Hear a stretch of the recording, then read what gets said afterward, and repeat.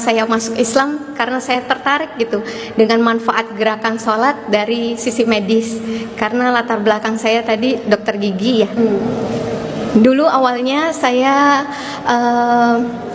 itu tertarik dengan Islam tuh waktu masa pandemi. Jadi waktu kita mulai digerakkan pakai masker gitu, rajin cuci tangan gitu ya, terus nggak boleh berjabat tangan.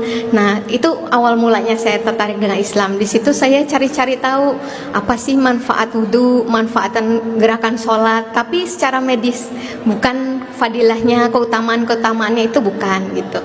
Nah dari situ, masya Allah, ini antara lain yang saya temukan gitu ya, salah satu terpesona dengan Islam itu ya ini, karena Islam tuh nggak terlepas dari ilmu pengetahuan gitu ya, sejalan gitu dengan ilmu pengetahuan. Anak-anak juga pintu masuk yang mereka dapat hidayah justru tertarik karena oh Islam bisa inline, sejalan sama ilmu pengetahuan gitu. Terus berbangga sebagai umat muslim karena bapak kedokteran modern ya, Ibnu Sina itu Islam. Kemudian juga bapak bedah, ilmu bedah ya, ilmu bedah itu dunia itu juga Islam ya. Nah Al-Zarawi ya, kalau terkenalnya Al-Zarawi. Nah ya ini untuk mematahkan sebenarnya kalau Islam kesannya kayak kolot, ketinggalan zaman gitu-gitu ya, padahal sebenarnya banyak hal yang justru dipelopori, diawali itu oleh justru Islam gitu. Nah, menunaikan sholat gitu ya, ada sekitar 7 postur ya, atau 7 gerakan gitu, 7-9 gerakan waktu kita melakukan 1 rakaat sholat. Nah kalau di total usia sampai rata-rata 50 tahun aja itu ada 1.700.000 ya gerakan gitu ya seumur hidup kita. Nah, dulu saya kepo banget gitu ya, kepo tuh apa, pengen tahu banget gitu ya, kenapa sih subuh itu jam segitu, zuhur jam segitu, asar jam segitu, maghrib jam segitu gitu. Dan ternyata masya Allah itu semua nanti ada bukunya juga itu yang saya baca, kenapa di jam segitu gitu. Nah kalau dihubungkan dengan sains nih itu nyambung, karena di alam itu ada spektrum warna. Nah itu terkait sama organ tubuh kita. Maghrib kan kita rata-rata minggir ya, bapak-bapak pulang dari kantor belum sampai rumah minggir ke masjid gitu kan, sholat maghrib dulu gitu ya. Kalau maghrib anak-anak disuruh masuk udah maghrib gitu ya. Nah banyak juga dibilang kalau maghrib kalau nggak minggir nanti banyak kecelakaan atau apa ya. Sebenarnya itu bukan apa mistis gitu ya, bukan kayak gitu, tapi justru itu sebenarnya kalau dikaitkan dengan sains ada. Jadi di saat itu terjadi kayak ini tumpang tindih frekuensi ya di alam itu, makanya bisa mengganggu penglihatan kita. Nah jadinya makanya kenapa akhirnya pas maghrib gitu ya, kalau kita nggak minggir, nggak sholat, lanjutin perjalanan, bisa terjadi kecelakaan atau resikonya jadi lebih tinggi. Itu dari situ sebabnya gitu.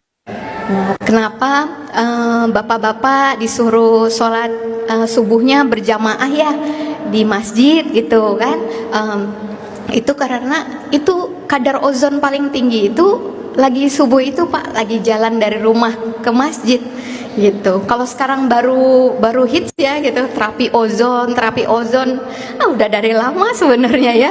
Rasulullah nyuruh kita sholat subuhnya bapak-bapak terutama di masjid itu supaya bapak-bapak dapat kadar ozon paling tinggi Pak, paling bagus di jam-jam segitu. Jadi kalau tahu keutamaannya sholat subuh berjamaah di masjid itu luar biasa, ada bonusnya lagi untuk kesehatan jasmani kita gitu ya.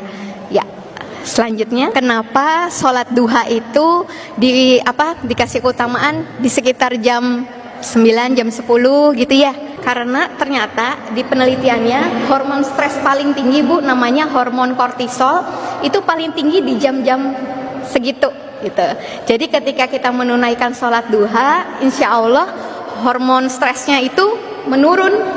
Nah ini sebelum masuk sholatnya kan kita disuruh untuk menyempurnakan wudhu ya gitu, menyempurnakan wudhu. Dan ternyata masya Allah di wudhu ini itu waktu kita wudhu dengan sempurna itu ada sekitar 493 titik akupunktur yang terangsang ya di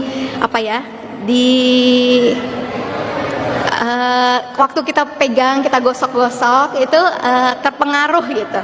Itu ada 490 titik akupunktur. Ada yang contohnya di wajah kita itu ada 84 titik.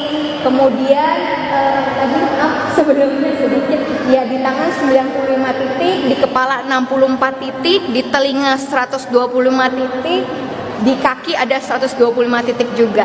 Jadi Masya Allah ya, kalau bisa diusahakan untuk berwudu dengan sempurna ya. Itu kita berkumur-kumur waktu wudu, nah itu otomatis bisa membersihkan gigi dan mulut kita. Nggak cuman waktu sikat gigi berarti ya.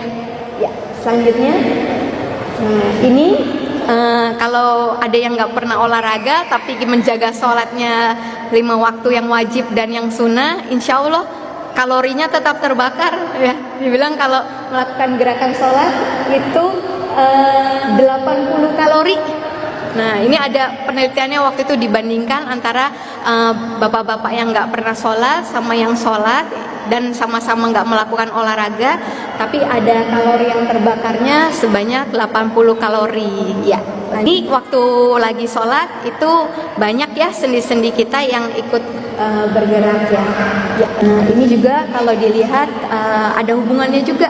Kita gerakan sholat di sini dan waktu kita tawaf ya di Ka'bah, keliling Ka'bah itu sama, semuanya itu 360 derajat. Kalau dihitung setiap sudut gerakannya itu totalnya juga tetap 360 derajat ya. Ini kenapa kita kalau arah pandangan mata kalau lagi sholat ya harus ke tempat sujud, betul?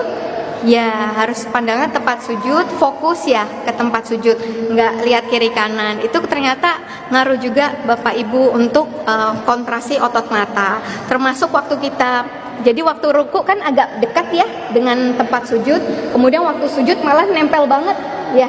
Nah itu kita dianjurkan untuk buka mata ya, nggak merem kan.